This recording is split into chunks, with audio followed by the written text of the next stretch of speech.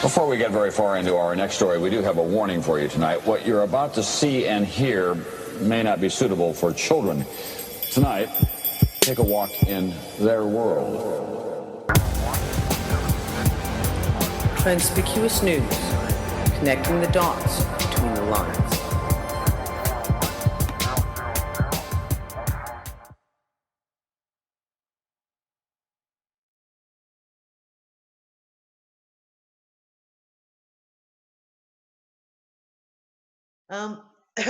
Oh, wait.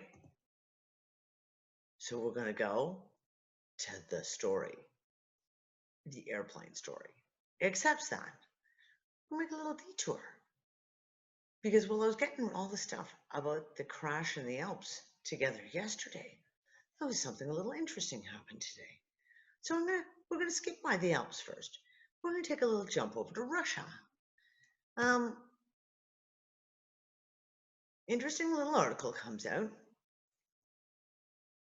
that a Russian airline, a 737, Boeing 737 UTair, which is the Russian airline, basically is flying from Moscow to St. Petersburg and blows an engine and has to do an emergency landing in St. Petersburg. Okay, wait.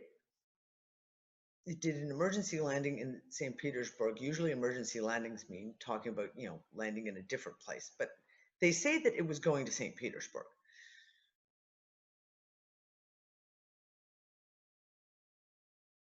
And that's it.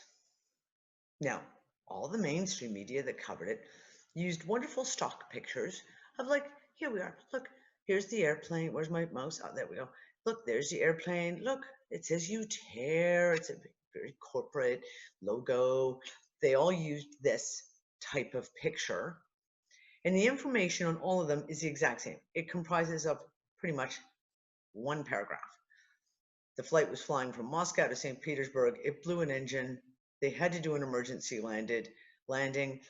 There were 78 passengers on board. The plane was safe. Everyone on board was fine.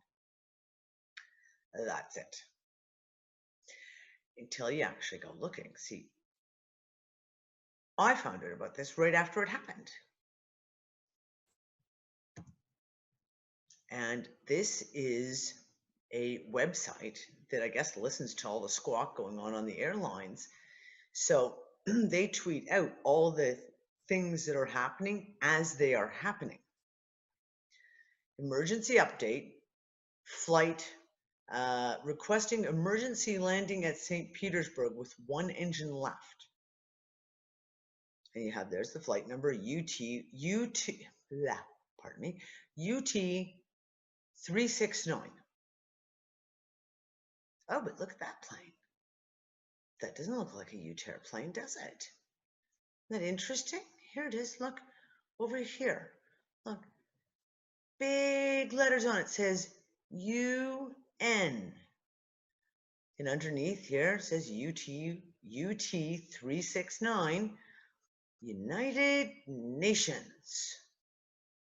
And I looked, and there was a whole pile of Twitters put out that showed, that where they came out of here from Moscow, they flew up this way, they had to do the big swoop over to St. Petersburg, they landed, everything's fine. And every one of them, United Nations. Not a single news agency reported on the fact, not the Russian news agencies, not the Western news agencies. No one reported on the fact that this was a United Nations flight. So then I thought, okay, someone's got this wrong. There'd be a clue somewhere. So I decided to go digging a little bit. And sure enough, UTair leases out its planes to the United Nations. And I went to, as you can see, multiple sites. I got Wikipedia, Fox News, and two of their own sites, UTair's own sites, talking about the fact, yes, they lease their planes to the United Nations. So my question is, so the plane made an emergency landing, and yet it's been completely hushed over that it was a United Nations plane. So who was on the plane? That's what I want to know. So far, no information. But I find it, in the wake of other events going on right now, very interesting. So let's go into it. Oh, right, we've already seen this one. Never mind. Everyone heard about it. The Germanwings Airbus that crashed in the French Alps and killed everyone on board, 150 people. Very, very interesting. Again, this is one, because I am in European time zones, I got this as soon as it was going. I was able to follow this right from the get-go. There was a lot of interesting stuff that came out, especially if you caught this story early on.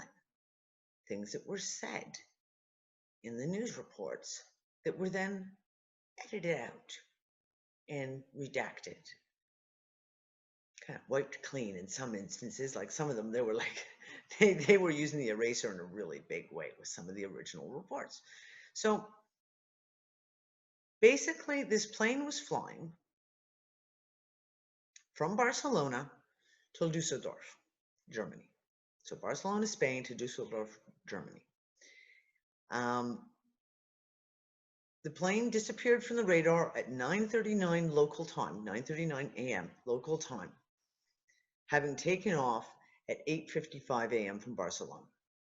Now they know from all what flight information they do have that it basically reached cruising altitude and cruising speeds for about 2 minutes, and then it started to drop. Okay, now there's some interesting things here. So for example, at 11:01 in the morning, so the flight disappeared from radar at 9:39. At 11:01, in a statement on Twitter, Germanwings, the corporate head office of the airline company, it says, "We have recently become aware of media reports speculating on an incident, though we still do not have any of our own confirmation, though." That's it. 11:01. Okay, but here, yet we know in this one, which is all out of one of the UK papers, that there's an article here at 11:29. They post that at 11 o'clock GMT, 11 o'clock AM GMT, shares in Airbus have slumped on the news of the accident. So the guys in the stock market, they knew about it, but the corporate head office didn't know about it yet at 11:01. Very interesting. At 11:28, debris from the plane has already been found at an altitude of 6,500 feet. And then at 11:27, they're saying that was when the announcement started with President Hollande saying they don't expect any survivors. It's been a terrible crash, et cetera, et cetera. And at 11:12, they said search and rescue teams were heading to the crash site. Okay. Eyewitness reports. I thought it was an avalanche. Witnesses described the moment the doomed Germanwings plane crashed. Witnesses, plural, have recalled the moment they heard an explosion, like the sound of dynamite, as the doomed Germanwings flight disintegrated in the sky and smashed into the French Alps. Okay, hold on. The final moments of Germanwings flight 4U9525 were shrouded in mystery today after air traffic controllers said they received no SOS despite the jet nosediving 32,000 feet in 8 minutes. Witnesses have described hearing explosions like the sound of dynamite, then seeing fighter jets fly past, suggesting the passenger plane had been under military escort. Needless to say, that's one of the lines that was edited out about 45 minutes after I copy and pasted this. That line doesn't exist anymore. But it's a good thing I have an addiction to screenshots, right? There we go. Look, right there. So we have massive explosions. We have reports that the plane exploded in the air. We have reports of people either hearing fighter jets or seeing fighter jets too.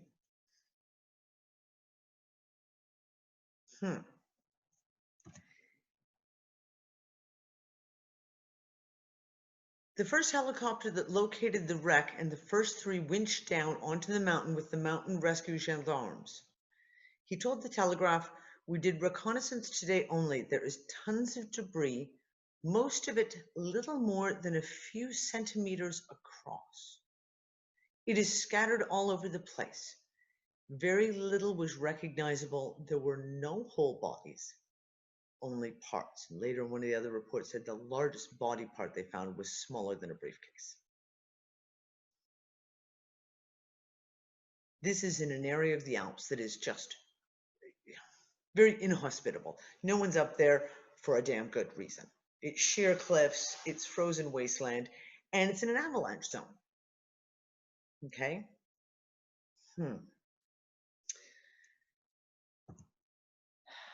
So I went searching, as I do, pulling up all the multiple reports, because it's when you're reading the multiple news reports that you can find the discrepancies.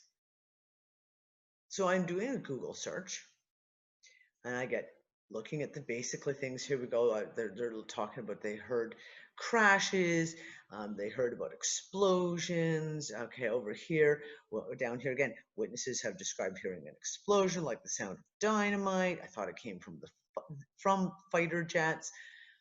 And then I get to like the third one down. Do you notice anything? I did this Google search yesterday. So the first article is from 2 hours before I'd done the search. The second article was from 9 hours before I did the search. But the third article is from 2 days ago. Wait a second. 2 days ago? I was doing this search literally yesterday early evening, maybe around 7, 8 o'clock at night, when I found this. Now, Zero Hedge, which also kind of interesting. This is a feed thing. This isn't, these dates and times that you see on a Google search, they're not something that's pulled out from the article or pulled out from within the information. It's like an auto feed. It goes through the data, and as these articles get older, so if you'd gone back to this Germanwings flight one here from the Daily Mail, an hour later it would have said 10 hours ago. An hour later it would have said 11 hours ago, because it's an auto feed. Okay, so this isn't a blooper, it's an auto feed. That means, to the best of my knowledge, that this article was posted originally 2 days ago. Now, really don't understand the in-depth parts of Google, but I'd love to hear a theory from someone who does understand the way these feeds work. Because from what I see, someone knew this accident was going to happen at least a day and a half before it did. Isn't that kind of interesting? Then the soap opera begins. I mean, was played to the hilt. I mean, seriously played to the hilt. The recorded messages from world leaders, the continuous reporting on the fact that it was 30 children on this flight, because 30 children it pulls on the heart that much more, right? I mean, they really, pardon me for saying this, but they milked this for all it was worth. I have a theory. I'll get to it in a second. And then we have the soap opera of like the whole black box thing. They found the black box, and then they didn't find the black box. And then they found the black box, but they didn't find all of it. And then they found the black, but then they didn't find it. And it was the same thing with the voice recorder. They found the voice recorder. No, they didn't find the voice recorder. Yes, they did find the voice recorder, but it doesn't work. But no, they did find the voice recorder, but no, they didn't find the voice recorder. So it depended on pretty much what hour today you listened to the news, and as to whether they had or hadn't found the black box. But here's the thing. This was one of the earliest stories that broke it. And like I said, for me, a lot of times, the earlier the story gets out, the better the chance of you getting information that's been untouched by the editor's eraser, let's say. So, director of the lead investigating agency said today that they've recovered an audio file from the black box of the down Germanwings flight, but have not found the second black box from the Airbus A320 that crashed in the French Alps. After Prime Minister François Hollande said in an earlier news conference, he said the crews had found the exterior of the black box, but not the module that contains the memory equipment. And then, of course, one of the bureaus said, no, it's not true. And that started the whole thing of they did find it, they didn't find it, they did find it. And basically, the last I checked was, yes, they did find it. But yes, the memory chip, like the piece that actually records all the data, it's missing. Really? Now, these are boxes. When we showed pictures of these after the AirAsia flight, I showed a bunch of pictures of what they look like. These are made to be virtually indestructible because they have to be. And yet, magically, the memory equipment module is missing.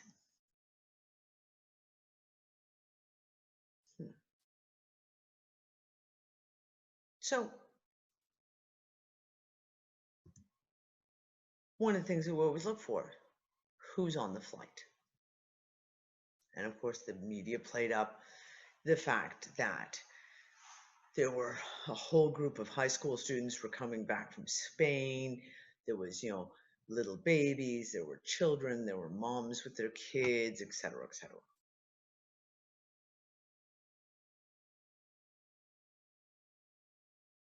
And then I found this one. And this was in the newspaper, one of the American papers. Yvonne and Emily Selke were on the flight.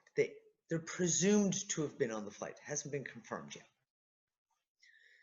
Yvonne Selke worked with the National Geospatial Intelligence Agency, the Pentagon Satellite Mapping Office.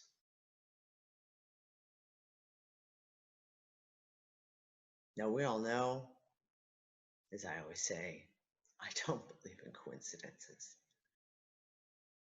And there has been information that has just all of a sudden exploded onto the conspiracy theorist platforms, if you will, in the last month. I mean, exploded. I talked to Mark Sargent. We did on the Roundtable show with Lisa Harrison and we had Lily Earth on, and we discussed a lot of this stuff. And the fact that we have this massive amount of information flooding out right now about the whole flat Earth conspiracy theory. And then we have a plane crash with a woman on it who works with the National Geospatial Intelligence Agency, the Pentagon Satellite Mapping. And you know, I try to not sound like a raving lunatic conspiracy theorist, but when I see stuff like this, the itchy bump in my head goes, ooh, hoo, hoo. Pay attention. So, and unfortunately, I'm really, really sorry about the quality of this. I was trying to blow it up because the picture I had to work with was about that big. This is the actual flight path of the Airbus. Now, there's Barcelona. Here's the crash site. And there's Dusseldorf. And one of the first things I said when I saw the reports was, why was the plane over the French Alps? That makes no sense. If you're flying from Barcelona to Dusseldorf, you're going to do the straight line this way. I mean, you completely miss 90% of the Alps. Why would you make a choice to go fly over the Alps? Doesn't make a lot of sense to me. Okay, I'm going to show you another map. Here's where we're going to get into the non-acceptable. We're going to get into the woo-woo stuff.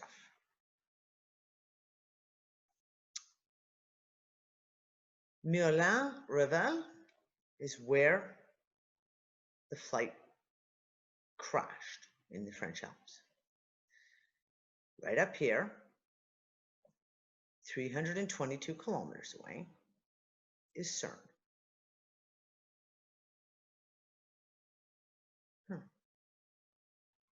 Now, I will tell you that the moment I heard about the crash, and I heard that it crashed in the French Alps, I immediately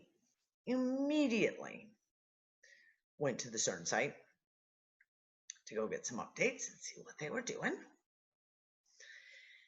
And all was pretty quiet. And then I started looking into stuff like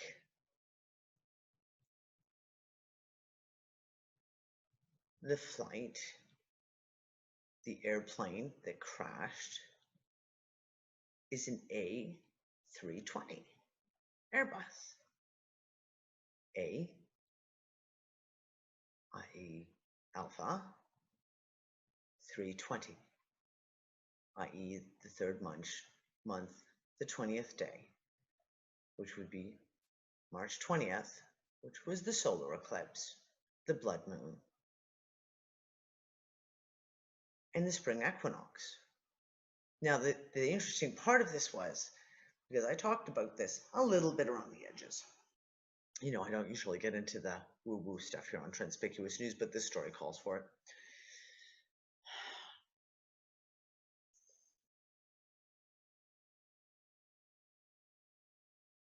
They love numerology and astrology. They do everything with lining things up with numerology and astrology, etc. To the point of a lot of times, you can actually pick out events that have happened by just looking at the numbers or the dates. And you can go, oh, that's such a setup. Oh my God, I can't believe that. So you have a flight on an A320 Airbus. Now, like I said, the 320 being the date, the March 20th, which was this full solar eclipse, the blood moon, and the spring equinox. Now, apparently, because like I said, I don't actually go into numerology personally and astrology, it's not my thing. But because I know that they play with it, I always watch it. This solar eclipse, this spring equinox, I should say, was the ending of the cycle. It was the end, it showed the ending of the cycle and the beginning of Aries, the beginning of the new astrological cycle. the beginning of a cycle, i.e. alpha. The alpha is the beginning. So you have an A320 Airbus carrying 144 people, 144 passengers, let's say. Now, anyone who's religious, Christian especially, will know that there's huge religious significance and numerological significance to the number 144. It crashed approximately 322 kilometers. That's the best I could get with the whole map, Google Maps. Give or take when you consider how big CERN is. Approximately, you can even almost say 320 kilometers. Reaffirms that.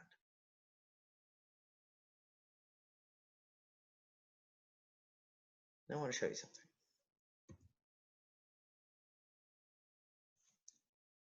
So we went the wrong direction, other direction.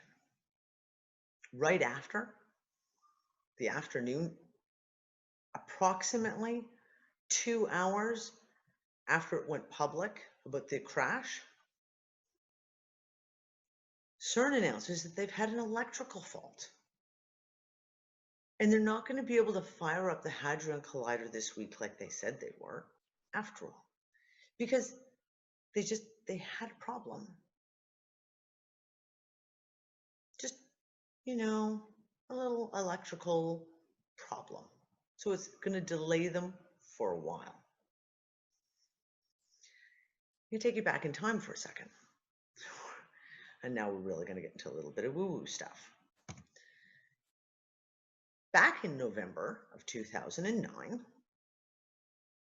and you can look this up because it did get out into mainstream media, albeit the story was highly edited. There was a flight, South American airline, a flight that was supposed to be flying from Madrid, Spain, across the Atlantic to Santa Cruz, Bolivia, with 170 passengers, but it didn't land in Santa Cruz, Bolivia. It landed in Santa Cruz, Spain, on the island of Tenerife. Now, the media left it. The excuse was, oh, well, the crew must have gotten confused between Santa Cruz, Spain, and Santa Cruz, Bolivia. And that's how it happened. And that was pretty much it. And that was 17 hours later after being on the ground, they were flown back to Bolivia. So that's not how the story goes. This flight, and I know because I got the report about this pretty much as it happened. This flight left Madrid and was literally within an hour of landing in Santa Cruz, Bolivia, when all of a sudden they found themselves, or in Bolivia, they don't even actually say that it was supposed to be Santa Cruz. I believe that was changed. They were within an hour of landing in Bolivia, and they found themselves back in Spain again.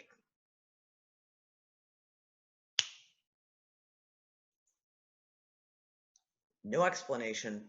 No one can explain it. Obviously, pilots don't get confused when you're flying over the Atlantic Ocean and you know where the sun is. You don't get confused and end up flying for 8 hours in the opposite direction without, running out of gas, number one, or noticing that you're flying in the wrong direction. What's interesting was, a little over a week later, an announcement out of CERN that their Hadron Collider had a bit of a problem the week before, that some bird just flew by and dropped a piece of bread on some kind of a power supply, and it shorted the circuit out. Because that happens.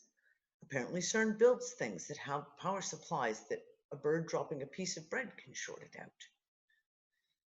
That's the excuse they gave, and it was closed down for several weeks while they reevaluated all the damage and stuff that had happened.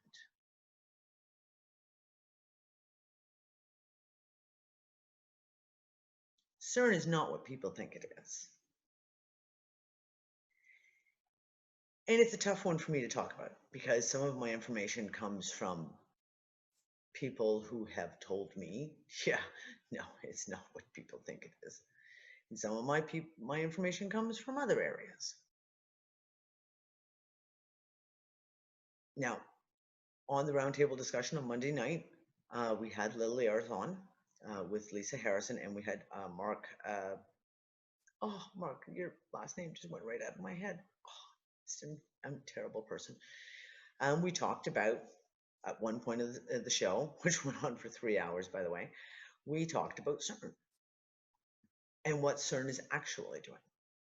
And it's very, very interesting because I've been digging around, and it's one of those things where sometimes when you find out something, when you have a piece of information that comes to you by other means, you have a tendency to doubt it, and you look for little things to help confirm the information, confirm what you're seeing.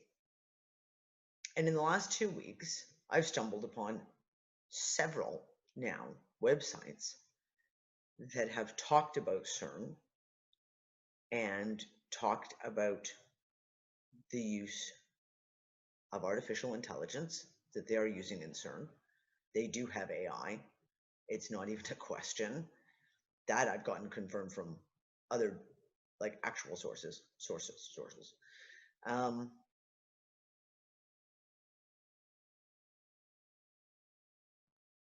They are trying to open a portal. I mean, they all but announced it last week. I talked about this on Wednesday.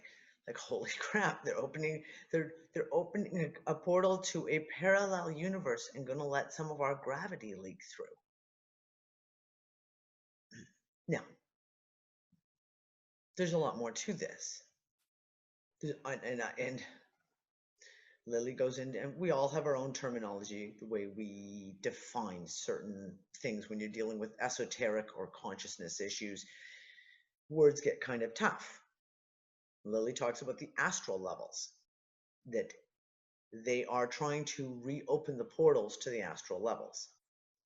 And these are not levels that you want to open. If you look at the movies, and they've put out quite a few of them recently, every time someone opens a portal in the sky, it's not unicorns farting rainbows that comes out the other side. And that's what they're doing. Now, CERN is heavily involved in ritual, black magic. Hence the, let's see, remember this, the Dance of Destruction the week before the solar eclipse on March 20th. The Dance of Shiva the Destroyer, which I also found interesting because did you know that there's actually even a statue of Shiva the Destroyer right out front of CERN?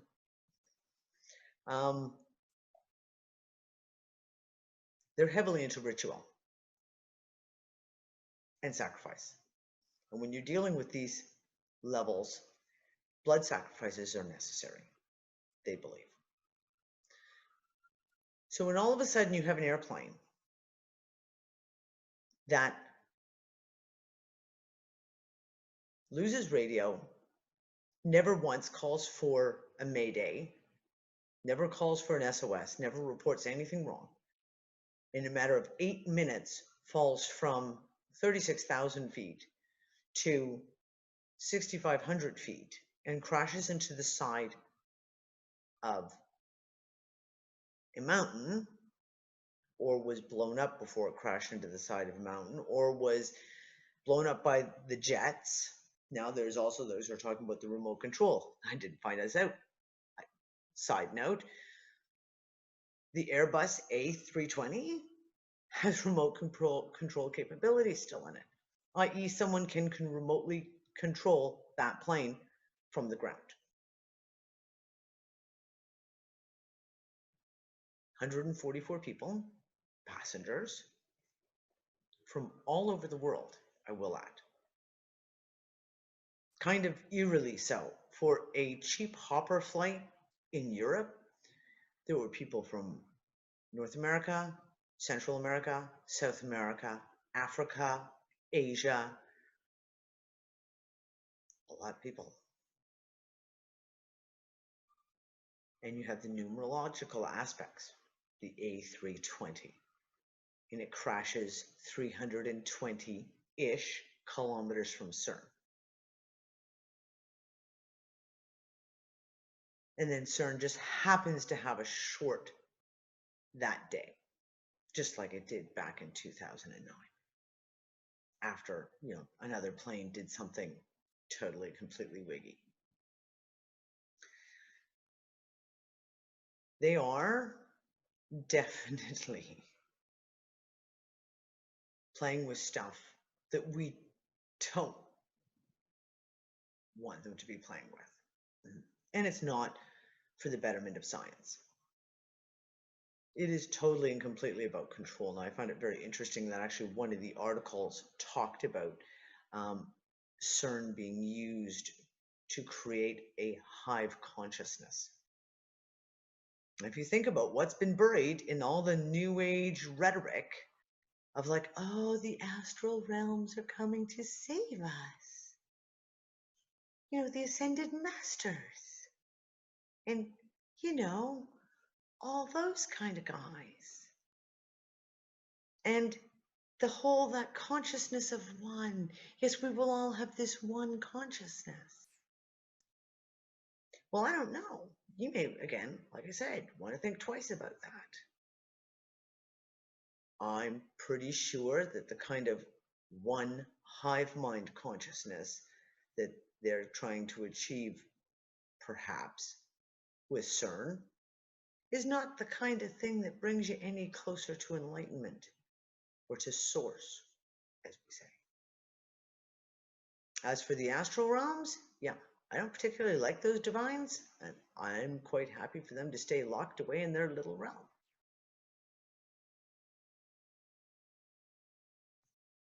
There's a lot of stuff going on here. A lot of interesting stuff. So,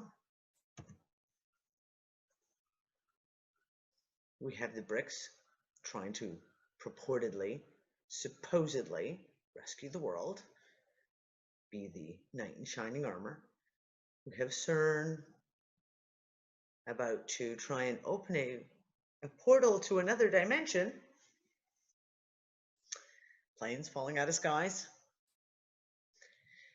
And, the usual antics that we have over with the American government. So, as I say, be prepared, be aware, and keep your eye on the ball. Because while the news is kind of devoid of any news, except for the stuff that, they intentionally, obviously create, there's a lot of shit going on right now. So, it's up to us to figure it out. And I will be back again Sunday night with some more news, most likely.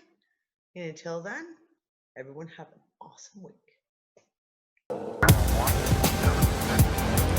Transpicuous News, connecting the dots between the lines.